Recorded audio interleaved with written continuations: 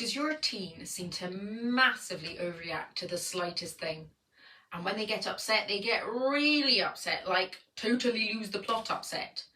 Like wailing and gnashing of teeth, or punching holes in the walls, or just being upset and crying for what seems like forever.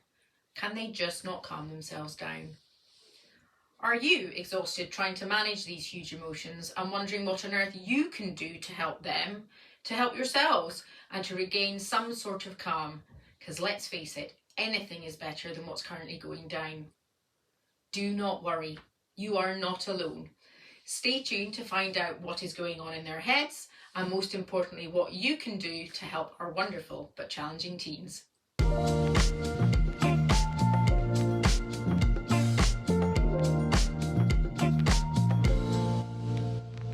All teens can go off on one, where they have disproportionate responses and seem to emotionally overreact. Their brains are undergoing massive change, and it can cause big emotional misfires every now and again. But for some, this is a more common and extreme occurrence, and is actually one of the most underreported and overlooked symptoms of ADHD, although you don't actually have to have ADHD for this to happen. Some call it emotional dysregulation, some call it meltdowns, but I tend to use the term emotional flooding because it describes the experience of the teen the best. They are overwhelmed, and in that moment can mentally drown in a sea of their own emotion. So whichever camp your teen falls into, let's find out what is physically going on in their heads.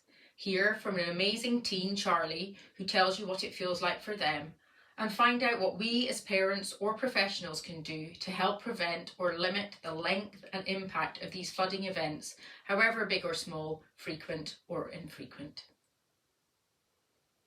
So what is actually going on in their heads? When your teen is experiencing an emotional flood, the emotional part of the brain, the amygdala, hijacks the brain and causes the rational, sensible thinking part of the brain, the prefrontal cortex, to take a back seat. Most teens' brains tend to be run more by the emotion centres rather than the rational centres anyway. It's why teens can be so impulsive, so moody, and their consequential thinking can be non-existent. It's all about emotion and feelings. Thinking, nah, not today, maybe tomorrow.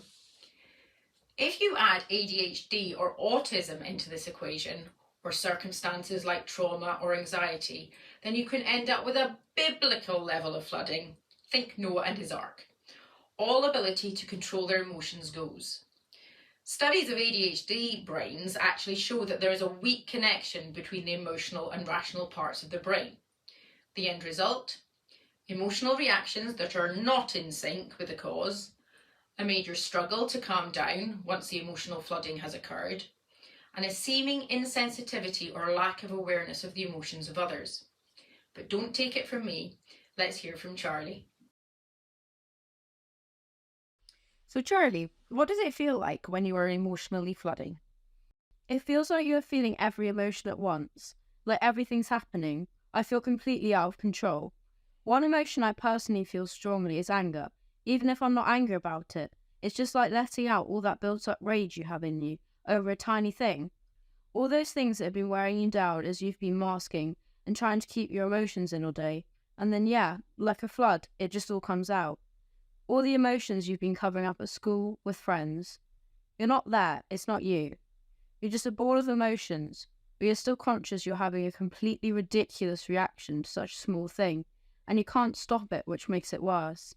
Because you're beating yourself up over it, and you're just like, oh, just stop. And it just makes it worse, and it adds, and it adds, and it adds, and it ends once you've exhausted yourself. What did you find helps you not get to the point where you have an emotional flood? I don't really know. That's not something I've got yet. It's not like you feel the flood coming. It's just snap and you're gone. That's something I need to work on, being aware of what my body is telling me. Mum and Dad can definitely tell when I'm brewing, but I don't necessarily notice myself.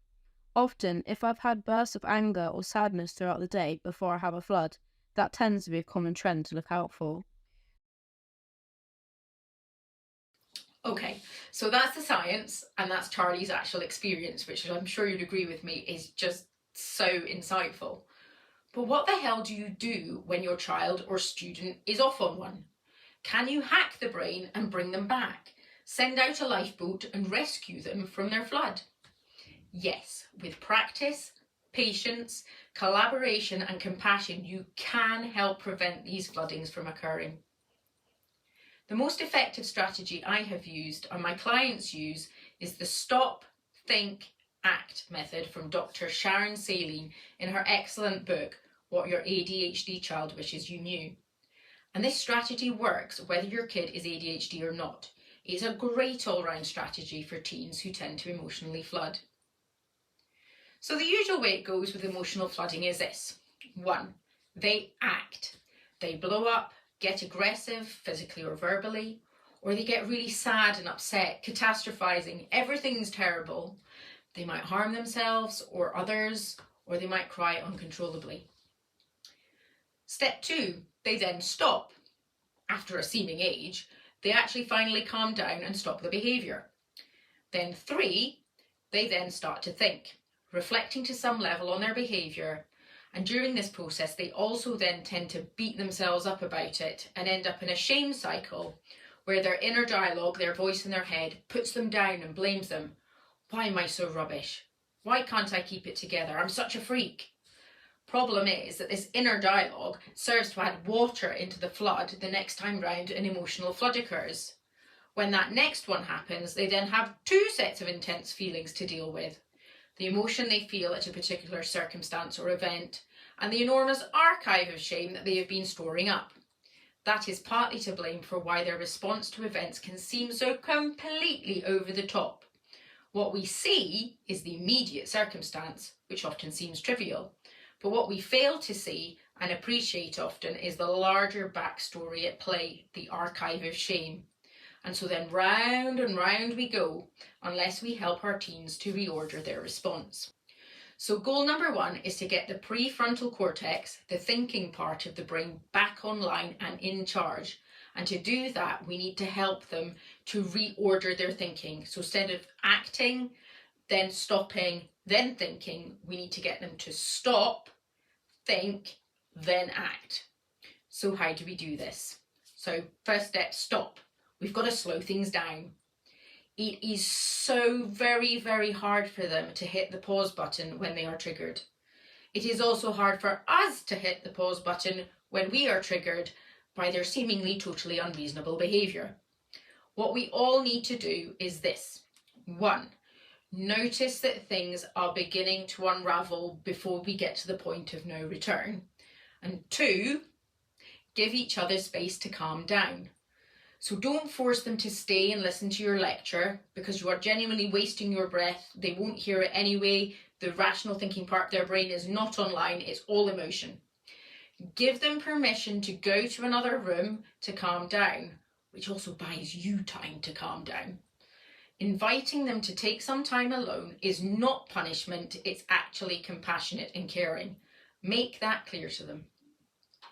3, a special calm place can be very useful in these circumstances where your teen feels comfortable and can work on distracting activities that can help the emotional centres of their brains to calm down. It might be a sensory room with relaxing lighting, a place with fidgets to distract them. Some people have a calming down box of things that they can interact with that helps them to calm. The point is that if the space helps them to physically reconnect with their senses, the emotional flooding generally subsides. So 4, another strategy that's really helpful is to get them to breathe and breathe properly. Encourage them to do some breathing exercises that you have gone through with them in a calmer moment. This basically helps their bodies to stop panicking and gives the rational part of their brains a chance of coming back online. 2 favourites of my clients are box breathing and flower candle breathing. So for box breathing, this involves 4 basic steps, each lasting 4 seconds. In your head, you draw a square, which I will draw on the screen here, and during each step, you are moving along the side of the square to the next corner. So firstly, you close your eyes and then you breathe in through your nose while counting to 4, slowly feeling the air enter into your lungs. So that's box side 1. 2, you hold your breath while counting slowly to 4, trying not to clamp your mouth or nose shut, and that's box side 2.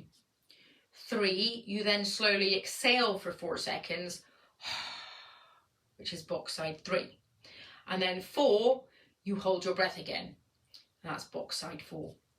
Then you repeat the steps, you draw the box in your head, or like I've done on the screen, at least 3 times, ideally repeating for 4 minutes or until a sense of calmness returns.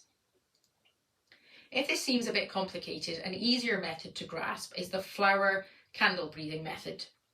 The basic principle is sniff the flower, blow out the candle.